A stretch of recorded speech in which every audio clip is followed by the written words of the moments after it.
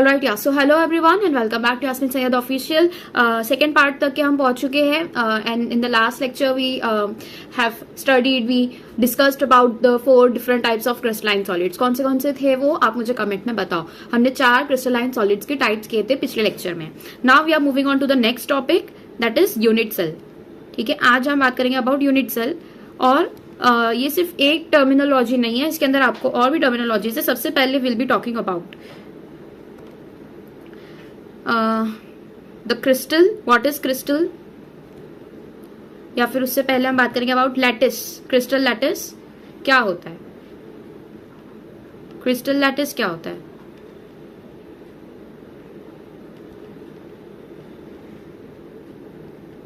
ये सब आपको बुक में दिया है। दूसरा will be talking about basis. Basis क्या होता है? इसका दूसरा नाम होता है मोटिफ।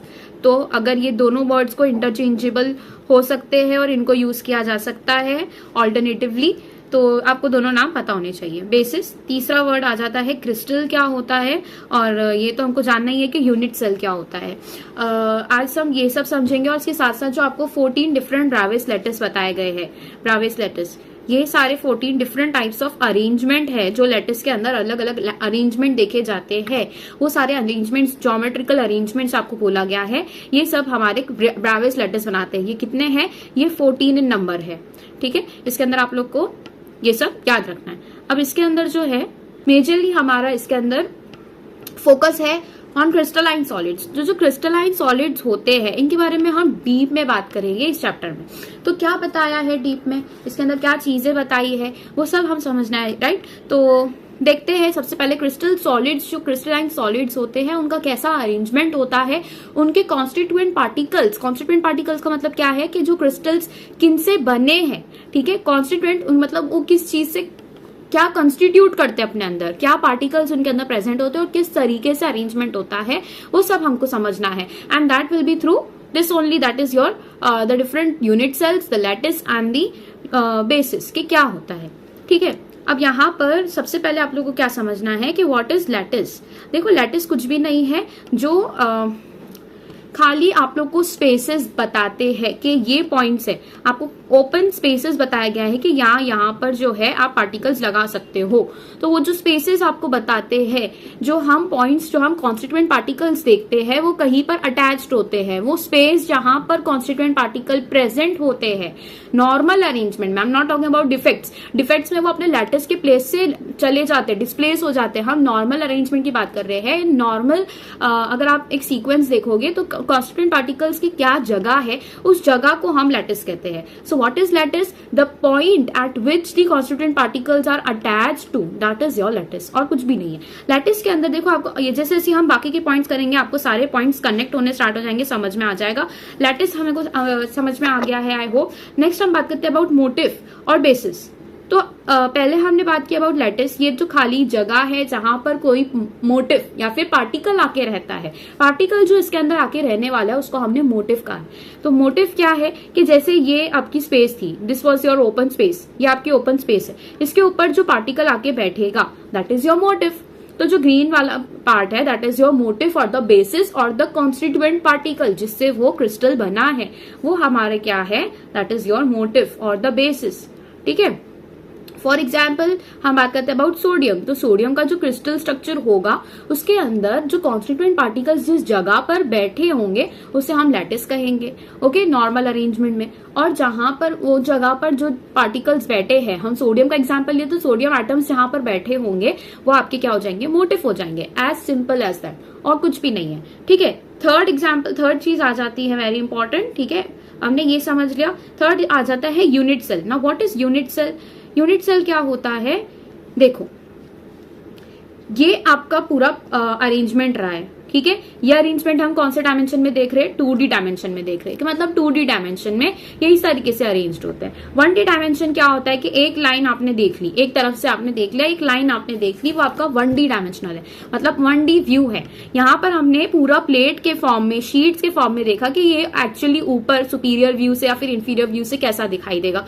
जब हम 3 डायमेंशनल स्ट्रक्चर की बात करते हैं कि 3 डायमेंशनल स्ट्रक्चर में ये किस तरीके से प्रेजेंट होता है, कोई भी कॉन्स्टिट्यूएंट 2D तो नहीं होता है, हर चीज 3 डायमेंशनल में एग्जिस्ट करती है। अगर मैं यहाँ पे बात करूं अबाउट दिस रिमोट, ये जो देखो यहां पर अगर मैं सिर्फ इस चीज की बात करूं, ठीक है, ये भी इसका एक सरफेस है, लेकिन इसको मैं सिर्फ एक लाइन में ड्रॉ करूं कि ये मैंने बना दिया, दिस इज योर रिमोट, ये इसी का रिमोट है, तो ये हो जाएगा आपका 1 डायमेंशनल। लेकिन मैं इसके पूरे सरफेस की बात करूं कि हम इसका बैक सरफेस देख रहे हैं, पोस्टीरियरली देख रहे हैं कि कैसा दिखाई देगा, तो ये इसका 2nd डायमेंशन हो जाएगा, 2 डायमेंशनल में हम इसको देख रहे हैं। लेकिन जब हम इसको पूरे 3 डायमेंशनल में देख रहे हैं, जिस तरीके से दुनिया की, यूनिवर्स की हर चीज एग्जिस्ट करती है, 3 डायमेंशनल में एग्जिस्ट करती है, ठीक है, हर इलेक्ट्रॉन से लेके एटम से लेकर एवरीथिंग एग्जिस्ट इन 3 डायमेंशन। तो ये जब हम 3 डायमेंशन की बात करते हैं कि ये जो अरेंजमेंट है ये 3 डायमेंशन में कैसे दिखाई देते हैं, उसको हम यूनिट सेल कहते हैं। तो अब हम यूनिट सेल ड्रॉ करने का ट्राई करते हैं कि यूनिट सेल किस तरीके से बनेगा, ठीक है।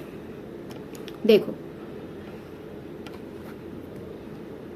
एक नॉर्मल आपको जो सिंपल प्रिमिटिव यूनिट सेल बताया है उसके बारे में हम बात करेंगे।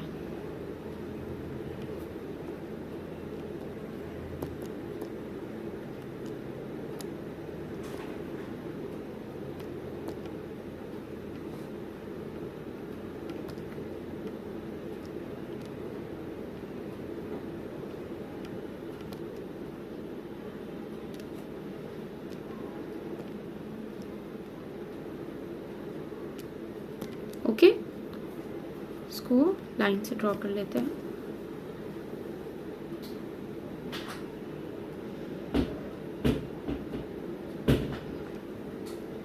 नहीं आ रही है।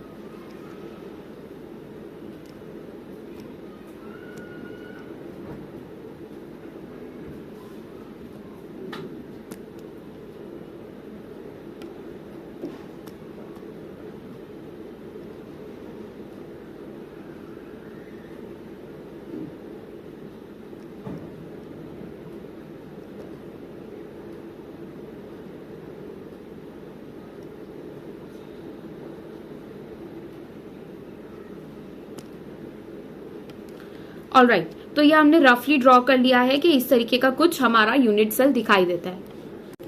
ऑलराइट, तो ये हमने यूनिट सेल बनाया है। अब इसके अंदर एक्चुअल में होता क्या है, जैसे अगर मैं आप लोग को एक बताऊं, ये जो पार्टिकल यहाँ पे मैंने ड्रॉ किया है, this is a lattice point है ये। ऐसे बहुत सारे यहाँ पर भी लैटिस पॉइंट, यहाँ पर भी लैटिस पॉइंट, ये सारे लैटिस पॉइंट बताए गए हैं कि ये पूरे स्पेसेस वो इंडिकेट करते हैं जहां पर आप अपने मोटिव्स को रख सकते हो। फाइन, तो ये सब क्या है, these are the lattice are the points where we can keep the motive. तो कितने लैटिस पॉइंट्स दिखाई दे रहे हैं यूनिट सेल में, एक यूनिट सेल में कितने लैटिस पॉइंट्स हो सकते हैं, 4 ऊपर 4 नीचे, कितने हो गए, 8 लैटिस पॉइंट्स हो गए। तो उतने ही क्या होंगे यहाँ पर, मोटिव भी होंगे, जितने लैटिस पॉइंट है उतने मोटिव होंगे। फाइन, ऑलराइट, तो ये सब क्या है, these are the lattice points. अब इसके अंदर जो कॉन्स्टिट्यूएंट पार्टिकल जाके बैठेगा, दीज आर द बेसिस।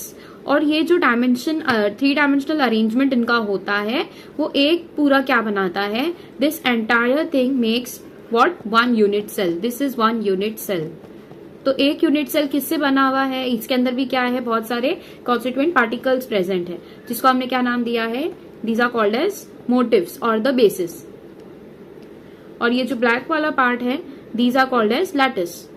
और ये ऑल टुगेदर जो अरेंजमेंट दिखाता है, ठीक है, इसको हम यूनिट सेल कहते हैं। तो सो यूनिट सेल का क्या डेफिनेशन बताया गया है, द स्मॉलेस्ट, ये आप लोग को लिखना है, द स्मॉलेस्ट रिपीटिंग, क्योंकि जो पूरा क्रिस्टल होता है वो इन यूनिट सेल से बना होता है। तो the smallest repeating structural unit of a crystal, जो पूरा क्रिस्टल बना है, जो क्रिस्टल फॉर्म हुआ है, वो क्रिस्टल इन सब यूनिट सेल से बनता है, that is called as unit cell. तो यूनिट सेल क्या है, these are the smallest repeating structural units. तो इस तरीके से सेम चीज इधर भी प्रेजेंट होगी, ये जो सेम मैंने बनाया है ये इस तरीके का इधर भी प्रेजेंट होगा, इस तरीके से ये सेम पूरा इस तरीके से यहाँ भी प्रेजेंट होगा, ओके, और वैसा एक और एक प्रेजेंट होगा सेम इसी तरीके से, ठीक है। So these are the repeating structural units जो आप लोग को हर बार दिखाई देंगे।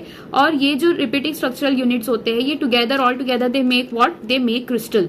तो जो क्रिस्टल होता है बहुत सारे अनलिमिटेड यूनिट सेल से बना हुआ है। और ये यूनिट सेल के अंदर क्या प्रेजेंट होते हैं, unit cell have two things, that is a lattice and a basis. तो ये चीज समझ में आई। तो हमने अब तक ये क्या देखा कि जो लैटिस होता है these are just the points, इसके अंदर ऐड करोगे जो इसके अंदर के मोटिव होते हैं, इसको जब आप देखोगे तो ये लैटिस के अंदर पहले मोटिव जाके बैठे और फिर ये जब आगे जाके पूरा क्या बनाता है, यूनिट सेल बनाता है। और बहुत सारे यूनिट सेल मिलकर क्या बनाते हैं, क्रिस्टल बनाते हैं। What is unit cell, it is the 3 dimensional arrangement of nothing but the lattice and the constituent particles, that is the motive. बस इतना ही चीज आपको बताया है और इतना ही आपके लिए समझना जरूरी है। ठीक है, ऑलराइट, यहाँ तक समझ में आ गया। अब क्रिस्टल तो हमने देख लिया क्रिस्टल किस चीजों से बना हुआ है। अब आपको यूनिट सेल के अंदर ये जानना जरूरी है कि ये जो हमने सपोज करो यूनिट सेल बनाया है, इसके अंदर कुछ डायमेंशंस दिखाई देंगे, राइट। इसको कैलकुलेट करने के लिए कुछ डायमेंशंस हमारे पास होने चाहिए। तो इस डायमेंशंस को हम कैसे डिफाइन करेंगे, इसके बारे में यहाँ पे बात की गई है। सो सबसे पहले हम बात करते हैं अबाउट इसके अंदर क्या क्या डायमेंशंस दिखाई देंगे। ऑलराइट, देखो ये जो पूरा पार्ट है, ऐसे बहुत सारी, ये क्या है, एज लेंथ है, ठीक है। ये एक एज लेंथ दिखाई दे रही है, ये एक एज लेंथ हो गई, फिर ये एक एज लेंथ हो गई और ये एक एज लेंथ हो गई। तो इसके 3 अलग अलग एज लेंथ हो सकते हैं। ये 3 एज लेंथ्स मिलाकर आपका क्या बनाते हैं, एक 3 डायमेंशनल स्ट्रक्चर बनाते हैं। और इसके अगर फेसेस की बात करें तो ये किसकी तरह है, ये क्यूब की तरह है। तो उसके अंदर एज लेंथ भी होगा, उसके अंदर फेसेस भी होंगे। तो ये एक फेस हो गया, ये दूसरा फेस हो गया, ये तीसरा फेस हो गया, this is the 4th face, the 5th face and the 6th face. तो कितने फेजेस है इसके अंदर, 1 2 3 4 5 6 फेजेस इसके अंदर दिखाई देते हैं। So it has 6 faces, it has 1 2 3, देखो 1 2 3 4 5 6 7 8 9 10 11 12 एजेस होते हैं इसके, फाइन। और इसके कॉर्नर्स कितने होंगे, 1 2 3 4 एंड 8 कॉर्नर्स दिखाई देंगे। ये सब सही है, ये सब समझ में आ गया आप लोग को। फेसेस कैसे काउंट किया हमने, इस तरीके से, ये फर्स्ट हो गया, ये सेकंड फेस हो गया, ये वाला 3rd फेस हुआ, ये पूरा, ये 4th फेस हो गया पूरा, ये 5th फेस हो गया और जो ऊपर की तरफ बाहर दिखाई दे रहा है that is the 6th face. तो ये फेसेस और एजेस आप लोग को थोड़े अच्छी तरीके से इमेजिनेटिव वे में समझने पड़ेंगे। कॉर्नर्स पर क्या प्रेजेंट है, of course your constituent particles present है। अब ये जो एज लेंथ हमने देखी, इसको हम क्या कहते हैं, इसको हम एक्सिस कहते हैं। जब हम डिफरेंट टाइप्स ऑफ ये देखेंगे, दैट इज योर ब्राविस लैटिसेस देखेंगे अलग अलग टाइप के, तो हम उसको इसी बेसिस पे बताएंगे कि वो ट्राइक्लिनिक है, मोनोक्लिनिक है, रोम्बोहेड्रल है कि फिर ऑर्थोरोम्बिक है, क्या आता है, हेक्सागोनल में आता है, वो सब हम इन सारे डायमेंशंस पे करेंगे। तो अब डायमेंशंस उसके अंदर क्या आ जाते हैं, एक तो आता है एक्सिस। एक्सिस कौन सा हो सकता है, इसको अगर हम वाई एक्सिस मानते हैं, इसको एक्स एक्सिस मानते हैं, तो ये जो बाहर निकल के आ रहा है ये 2 एक्सिस हो गए।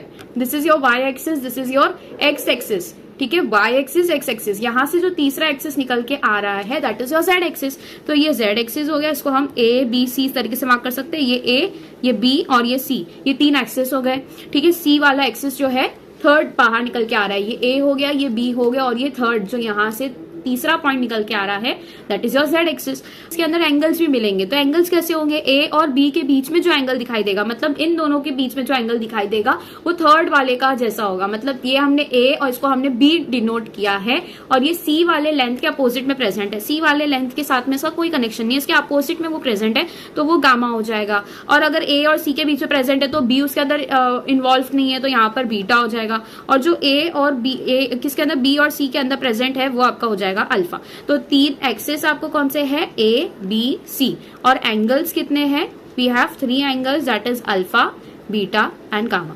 सिंपल है, ये 3 एक्सेस थे, 3 एंगल्स थे, फेसेस, एजेस, कॉर्नर्स। ये चीजें आप लोग को हमेशा याद होनी चाहिए whenever we are talking about any sort of unit cell. ये चीजें उसके अंदर प्रेजेंट होगी ही, फॉर श्योर हमेशा होगी। एंगल्स हो सकता है तीनों सेम हो सकता है तीनों एज लेंथ सेम हो, तो उसको हम कुछ अलग ब्राविस लैटिस का नाम देते हैं। जब ये तीनों में कुछ एक चीज अलग होती है, कुछ 90 डिग्री का होता है, कुछ 120 डिग्री का होता है, कुछ तीनों ही अलग एंगल्स के होते हैं एकदम, तब हम उसे कुछ और नाम देते हैं। जब ये तीनों लेंथ्स इक्वल होते हैं लेकिन एंगल्स अलग है, तो बहुत सारी कंडीशंस इसके अंदर देखी जाती है जिसके बेसिस पे हमने ब्राविस लैटिस बनाया। वो आगे की बात है। अभी हम देखेंगे कि इसके अंदर जो है, जब आप दूसरा इसके अंदर सेम एज इट इज एक नया लैटिस आप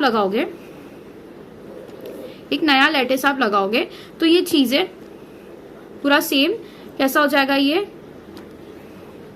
पूरे कॉर्नर्स इसके मैच करेंगे। जैसे कि यहाँ पर हमने देखा ये आपका फर्स्ट, ये पूरा फर्स्ट आपका यूनिट सेल था।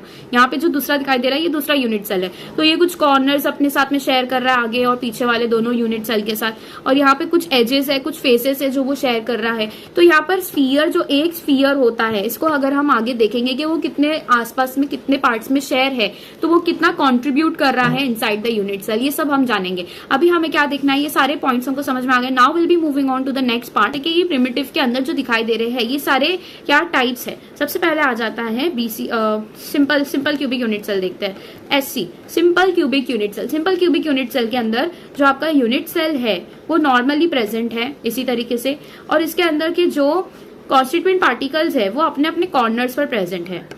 That's it.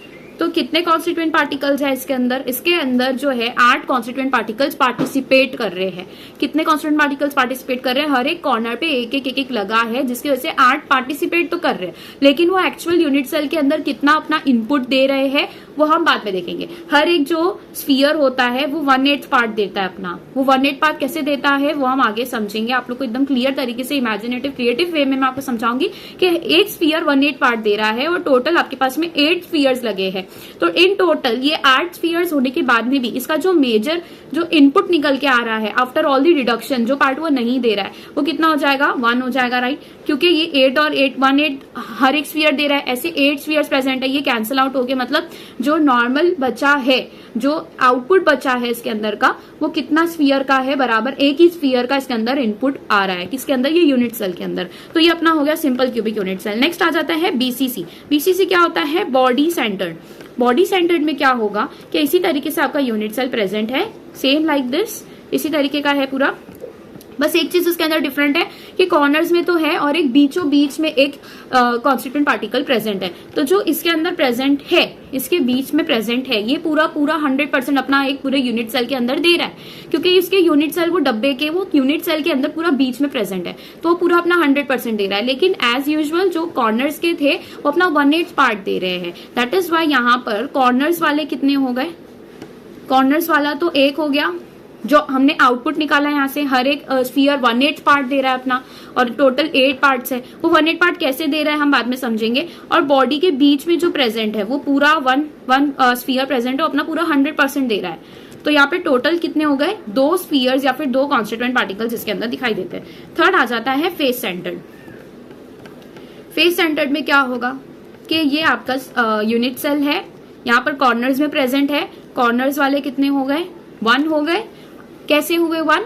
कैंसिलेशन के बाद में 1 हो गए। हर एक स्फीयर 1/8 दे रहा है और उसको हमने 8 से मल्टीप्लाई कर दिया, because there are 8 spheres in corners.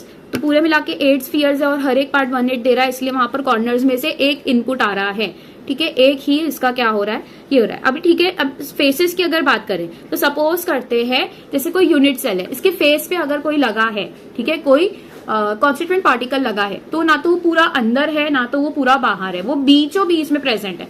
तो यहाँ पर सपोज करते हैं ये इसका एक फेस है, यहाँ पर अगर कोई यूनिट सेल प्रेजेंट है, ठीक है, यहाँ पर अगर कोई यूनिट सेल प्रेजेंट है तो इसका बाहर वाला हिस्सा भी है, इसका अंदर वाला हिस्सा भी, और वो बीचों बीच में प्रेजेंट है। तो मतलब वो एक तरीके के क्या बना रहा है? एक हेमिस्फीयर बना रहा है। हेमिस्फीयर जो अंदर की तरफ जा रहा है और एक हेमिस्फीयर बाहर की तरफ प्रेजेंट है। 2 हेमिस्फीयर्स बन गए क्योंकि बीचों बीच से वो फेस के प्रेजेंट है। तो यहाँ पर हर एक फेस में, 1 फेस में कितने स्फीयर्स है? हाफ स्फीयर उसका इनपुट जा रहा है। पूरा स्फीयर लगा है, लेकिन कहाँ पे लगा है? फेस के बॉर्डर पे लगा हुआ है। तो बॉर्डर जो स्फीयर के मिड लाइन से पास कर रही है, जो यहाँ पे जो फेस है ये स्फीयर के मिड लाइन से पास कर रही है, जिसकी वजह से वो पूरा 100% अंदर भी नहीं है, पूरा 100% बाहर भी नहीं है, वो बीचों बीच में प्रेजेंट है। इसकी वजह से एक फेस की तरफ से इसको हाफ स्फीयर आ रहा है। देयर आर 6 फेसेस, तो 3 इसके आ जाते हैं फ्रॉम 3 स्फीयर्स फ्रॉम फेसेस और 1 from the corners, 1 from the corners.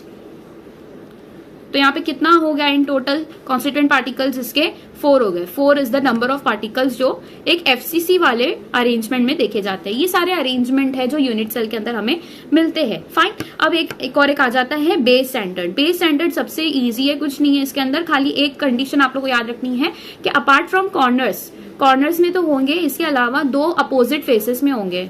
2 opposite faces मतलब अपोजिट फेसेस पे हाफ हाफ प्रेजेंट होंगे। तो एक तो हमको कॉर्नर से मिल रहा है और एक मतलब दो फेसेस पे प्रेजेंट है और जो अपोजिट वाले फेसेस है वहां पर होगा। मतलब कि एक अगर इस फेस पे प्रेजेंट है तो दूसरा इस फेस पे प्रेजेंट होगा। और फेसेस पे होने की वजह से वो पूरा स्फीयर अपना सिर्फ 50% दे पा रहा है इनपुट। तो एक फेस से कितना हो गया 50%, दूसरे फेस से कितना हो गया 50%। मतलब दो फेस की वजह से यहाँ पर फेसेस की वजह से 1 पूरा स्फीयर आ रहा है और कॉर्नर्स की वजह से 1 आ रहा है। दो यूनिट सेल के अंदर जो कॉन्स्टिट्यूएंट पार्टिकल्स है वो कितने हो जाएंगे 2 कॉन्स्टिट्यूएंट पार्टिकल्स या फिर 2 नंबर ऑफ पार्टिकल्स इसके अंदर आ जाएंगे। ठीक है, 2 कॉन्स्टिट्यूएंट पार्टिकल से ये पूरा बना रहता है। तो ये समझ में आ गया आप लोगों को कि इसके अंदर जो कंट्रीब्यूशन है, कंट्रीब्यूशन अलग है और प्रेजेंस अलग है। प्रेजेंट तो 8 है यहाँ पर अगर आप कॉर्नर्स में देखोगे तो 8 यहाँ पर प्रेजेंट स्फीयर्स है, लेकिन वो कंट्रीब्यूट कितना कर रहे हैं, कितना उसके अंदर से कलेक्शन निकल के आ रहा है इनपुट, दैट मैटर्स। तो हर एक पार्टिकल के, हर एक यूनिट सेल के अंदर ऑल दो कॉर्नर्स पर एक स्फीयर पूरा बैठा हुआ है, लेकिन वो पूरा अपना इनपुट नहीं दे रहा है। जैसे कि मैं भी आप लोगों को समझाई देती हूँ कि 1/8 पार्ट वो कैसे दे रहा है। ये 1/8 पार्ट हमें समझना है ना। सपोज करो दिस इज योर स्फीयर, इसका हमने हाफ पार्ट कर लिया। तो ये पूरा एक स्फीयर था, फाइन, ये पूरा एक स्फीयर था। इसके अंदर sphere I don't think so present होगा। ये पूरा एक 3D स्फीयर है, सपोज करते हैं। ठीक है, ये पूरा एक 3D स्फीयर है। इसको हमने क्या किया, ये पूरा 3D स्फीयर है। ऑल्दो मैं इसको 2D बना रही हूँ, सपोज करो ये पूरा 3D स्फीयर है। इसको मैंने यहाँ से क्या कर दिया, कट कर दिया। ठीक है, तो यहाँ पर वाला पार्ट जो है इसको जब हम ऊपर से देखेंगे तो एक यहाँ पर पार्ट इस तरीके से दिखाई देगा, इस तरीके से ऊपर वाला पार्ट। इसको जब हम ऊपर से देखेंगे तो यहाँ पे दिखाई देगा, और नीचे वाला पार्ट भी हमें कुछ इस तरीके से दिखाई देगा। तो 2 इसके अंदर क्या बन जाएंगे, 2 हेमिस्फीयर्स बन जाएंगे। मतलब कि यहाँ पर जो पूरा अखा स्फीयर था इसको मैंने हाफ में कट कर दिया। फाइन, इसको मैंने हाफ में कट कर दिया। इस वाले स्फीयर को हमने ऊपर से देखा, ऊपर से व्यू रखने पर, सुपीरियर व्यू रखने पर ये कुछ इस तरीके का दिखाई देगा। ठीक है, जैसे कि ये पूरा स्फीयर था, इसको हमने इधर से कट कर दिया। अभी इसको ऊपर से देखेंगे तो ये कुछ इस तरीके का हाफ दिखाई देगा, हेमिस्फीयर, नीचे का हाफ हेमिस्फीयर होगा।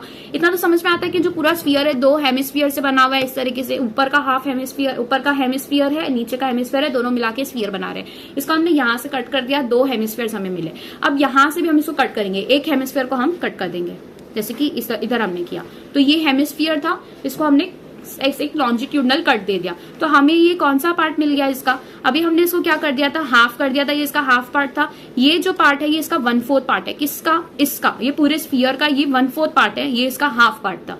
ये वाला पार्ट क्या है, इस पूरे स्फीयर का 1/4 पार्ट है।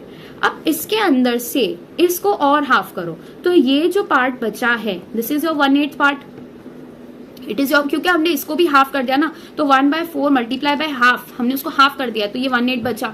तो मतलब ये पूरा स्फीयर है और इसके बीचों बीच में आपका क्या है, यूनिट सेल है। ठीक है, बीचों बीच में क्या है, यूनिट सेल। यूनिट सेल का जो कॉर्नर आ रहा है यहाँ पर एग्जैक्ट बीच में आ रहा है। तो एक तो यहां से एक कट हो गया, यहां से एक कट हो गया और यहां से एक कट हो गया। ये कितना पार्ट दे रहा है अपना, इमेजिन करो, इसको 1/8 पार्ट दे रहा है। ठीक है, कितना पार्ट दे रहा है, 1/8 पार्ट दे रहा है।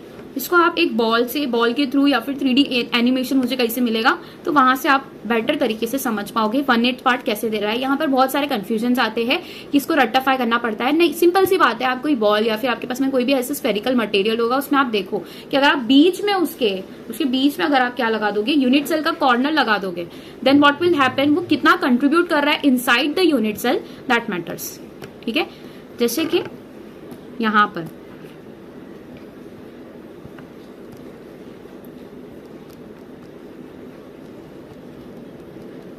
ये एक पूरा यूनिट सेल था, इसको हमने हाफ में कट कर दिया। अब यहाँ पर जो नीचे बचा है ये पूरा हेमिस्फीयर बचा है, लेकिन इसको हमको यहाँ से भी कट करना पड़ा। यहाँ से जब हमने कट किया तो कुछ इस तरीके का बचा है वो, ऑलराइट। फिर इसको हमने यहाँ से कट कर दिया क्योंकि बाहर वाला जो हाफ पार्ट बचा था, ये बाहर वाला हाफ पार्ट बचा था, ये दूसरे वाले यूनिट सेल के लिए। अंदर जो हाफ पार्ट बचा है वो that is for the inside of the unit cell, जो अंदर की तरफ कंट्रीब्यूट कर रहा है। तो इसको आप लोग थोड़ा समझने का ट्राई करो, समझ में आता है तो ठीक है, नहीं तो आप लोग को सिर्फ इतना याद रखना है कि कॉर्नर्स की वजह से 1/8 अपना कॉन्ट्रीब्यूशन होता है फ्रॉम दिस स्फीयर। हम उसके 8 पार्ट्स करते हैं और उसके अंदर सिर्फ 1 पार्ट दे रहा है, इसलिए हमने उसको कहा 1/8 पार्ट ऑफ कंट्रीब्यूशन। 8 कॉर्नर्स होने की वजह से 8 स्फीयर के 1/8 पार्ट अगर आप मिलाओगे, 8 कॉर्नर्स है और हर स्फीयर अपना 1/8 पार्ट दे रहा है, तो इन टोटल जो कंट्रीब्यूशन निकल के आ रहा है वो एक स्फीयर का निकल के आ रहा है। और फेसेस के थ्रू कितना आता है, फेस अपना 50% देता है, एक फेस 50% देता है, और जो बॉडी सेंटर्ड होता है वो बॉडी वाला पूरे यूनिट सेल के बीच में प्रेजेंट होने की वजह से पूरा 100% देता है। तो ये हमने देख लिया about the different types of unit cells and the different types, मतलब जो बेस सेंटर्ड होता है, एज सेंटर्ड होता है, बॉडी सेंटर्ड और फेस सेंटर्ड, ये सब हमने देख लिया। Now will be talking about the Bravais lettuce.